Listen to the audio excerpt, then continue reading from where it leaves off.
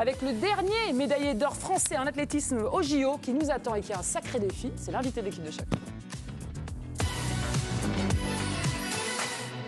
C'est le meilleur perchiste français de tous les temps avec son record du monde à 6,16 m. On le rappelle, qui va tenter de se qualifier pour les JO ce week-end au championnat de France. Renaud Lavillenie est avec nous. Salut Renaud, ça va ? Salut, oui, ça va, merci. Alors j'avais demandé un bonjour de ton jardin à Clermont avec le sautoir derrière. Visiblement, la météo ne le permet pas. On a un petit orage qui vient changer un peu les plans, donc c'est pas grave. On prend la place du bureau qui est plutôt bonne aussi quand même. Qui est bien rangé. On rappelle le contexte. Ce week-end, on dispute les championnats de France à Angers, à suivre d'ailleurs dès maintenant sur l'équipe live et puis dimanche à 13h sur la chaîne. Dernière chance pour certains athlètes d'aller chercher un ticket olympique. On est à 28 jours des Jeux, donc grosse pression. Toi, Renaud, comment tu te sens déjà physiquement, mentalement, pas trop de stress? Il paraît que tu as fait une semaine de boulot intense. Raconte-nous. Ouais, bah déjà, pour moi, le plus important, c'est physique parce que quand tu remets dans le contexte où il y a 9 mois, j'étais à Paris en train de me faire charcuter l'ischio. Déjà, c'est quand même plaisant pour moi de pouvoir revenir, de pouvoir refaire des compétitions. Après, c'est frustrant d'avoir heurté de très peu au niveau des minima olympiques. Maintenant, voilà, la petite blessure que j'ai eue il y a 2 semaines et demie semble être plutôt bien derrière moi. J'ai réussi à bien m'entraîner cette semaine, ce qui est quand même pas anodin. Et puis voilà, du coup, dimanche, j'ai 2 objectifs. Forcément, le premier, c'est déjà de pouvoir sauter bien, de pouvoir à minima jouer un podium parce que c'est quoi qu'il arrive l'objectif de tous les championnats de France. Et puis s'il y a le podium derrière, après ça va être de monter forcément le plus haut possible et puis tenter de faire ces minima pour aller décrocher le billet pour Paris. Donc c'est un bon challenge. Je pense que j'en ai déjà relevé des plus durs, mais celui-là, il est quand même assez sympa. Et puis ouais, c'est le côté qui au double. Donc voilà, ça va être cool quand même. Des minima qui, on le rappelle, sont à 5,82 m. Renaud, je vais faire un truc horrible, s'il te plaît, ne raccroche pas tout de suite. C'est la liste des derniers ratés. T'es encore avec nous? Ça va. Parce que ces dernières semaines, tu rates, si je dis pas de bêtises, 5,60 au Bourget, ensuite tu rates 5,60 à Grenoble, ensuite tu rates 5,50 à Toulouse. Présenté comme ça, le bilan est horrible, même si la météo a été mauvaise. Ça ressemble même à bien sorti de son contexte, c'est bien là. Ah, c'est horrible, je suis désolée. Comment t'encaisses ça et est-ce que tu as déjà connu une période aussi difficile? Je mens pas en même temps, c'est la vérité, Renaud. Oui. Sorti de son contexte, c'est la vérité. Après, il faut tout. Moi, je l'aurais mis de manière différente. Déjà, forcément, oui, c'est une situation que j'ai jamais vécue parce que j'ai jamais vécu quasiment 2 ans sans perche. Si ce n'est peut-être quand j'avais 10 ans. Donc la question se pose même pas.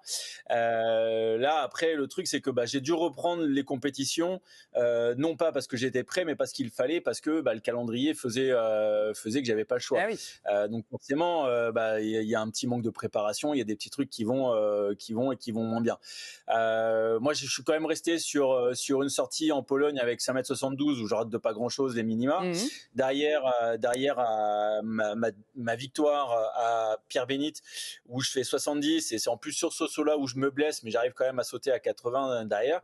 Et ce qui fait que les 3 compétitions qui ont suivi, c'est des compétitions où en fait j'avais besoin de sauter pour voir où j'en étais physiquement parce que si j'étais resté à la maison entre guillemets en me disant je vais me réparer, en fait j'aurais sûrement perdu le rythme, etc.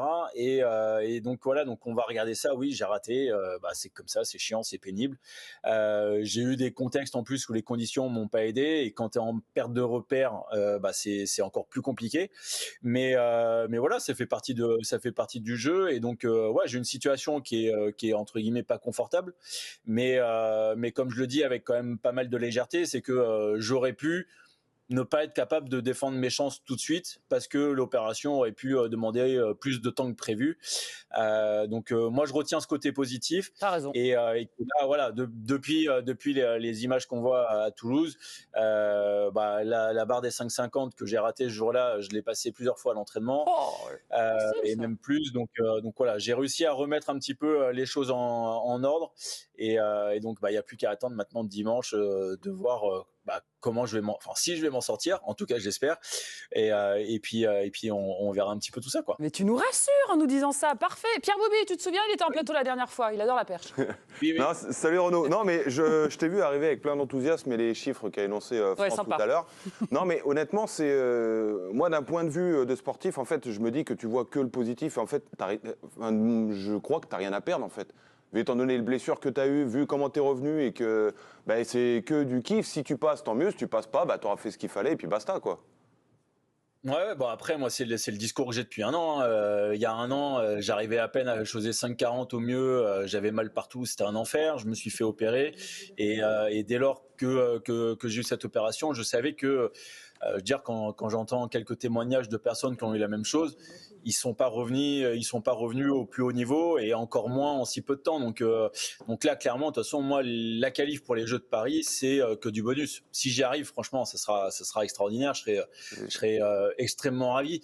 Si j'arrive pas, je pourrais en tout cas nourrir aucun regret parce que j'aurais tout donné et c'est pas pour autant que ça me fera arrêter. Hein. Là, j'ai repris du plaisir à ressauter et puis bah maintenant, je vais reprendre le temps de continuer de construire mon corps pour continuer à prendre du plaisir, quoi. Mais ça, c'est un grand champion et on croit en toi, Renaud. Merci beaucoup d'être venu témoigner à quelques jours comme ça. Merci. On compte sur toi pour assurer le show dimanche 12h30, météo pas ouf. Hein. À bloc. Attention, fais un peu. On va voir. De toute façon, quoi qu'il arrive, on n'a pas le choix. Donc, il va falloir se donner les moyens d'y arriver. Et puis voilà, hein, à un championnat, c'est toujours particulier, avec des émotions différentes. Donc quoi qu'il arrive, voilà. Le cerveau, il est prêt. Le corps a l'air d'être plutôt prêt. Donc, ça va être sympa. Et on t'envoie toute notre force. Bon courage pour les 5,82 m ce dimanche. Salut Renaud, à suivre donc en direct à partir de 12h30, c'est Championnat de France en direct d'Angers. Puis ensuite, on le retrouvera aussi sur le meeting de Paris, hein, la Ligue de Daman, le 7 juillet, sur la chaîne L'Équipe.